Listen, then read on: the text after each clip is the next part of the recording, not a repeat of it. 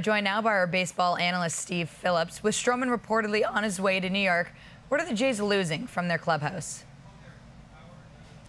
Well, certainly a veteran presence. I mean, it's such a young team right now. And the one thing about Marcus Stroman, whatever people can say, he can rub some the wrong way, certainly the opposition. He's a good teammate. He's always one of the first out of the dugout to celebrate his teammates' achievements. He slaps high fives. He's there to support guys and pat them on the back. He's led by example with his competitiveness. And so that's another veteran out of the clubhouse. Now, that being said, this is the nature of the rebuild.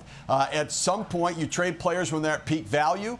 You lose both their performance on the field, on the mound, and then certainly you lose their sort of presence in the clubhouse. And he's the one guy that was a consistent, predictable pitcher for them.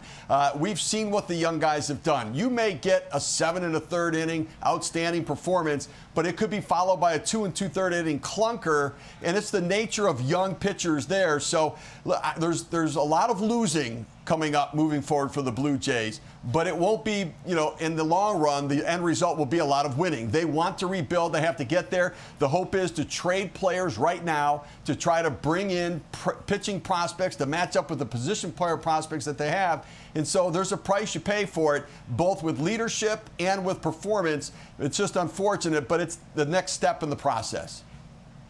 What other moves could we expect from the Jays this week?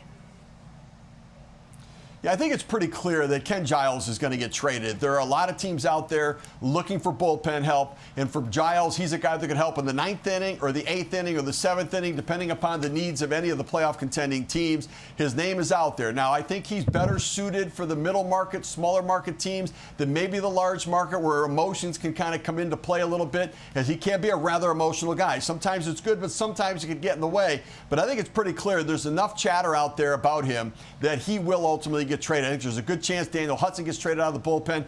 And I think there's a shot that Freddie Galvis, where we saw Eric Sogard go to Tampa Bay, Freddie Galvis is a solid utility guy, and if there's any injury to a middle infielder between now and Wednesday, he'd be a target, there's no question. As sure-handed as he is, solid professional guy that can swing the bat. And there's a shot for Justin Smoak to get traded, too. I could see a fit for the Washington Nationals. I could see a fit for the Tampa Bay Rays or the Cleveland Indians, so we'll keep an eye on that. But I don't think the Blue Jays are done. Sogard and Stroman out the door, but I think there's still more conversations to be had. Now, we mentioned Bichette being called up to the majors with Sogard on the way out. How do these moves affect the Jays lineup moving forward? Well, this is exciting. I mean, to me, I've looked at multiple layers during the course of the season. When Vladimir Guerrero got called up at the end of April, how exciting it was.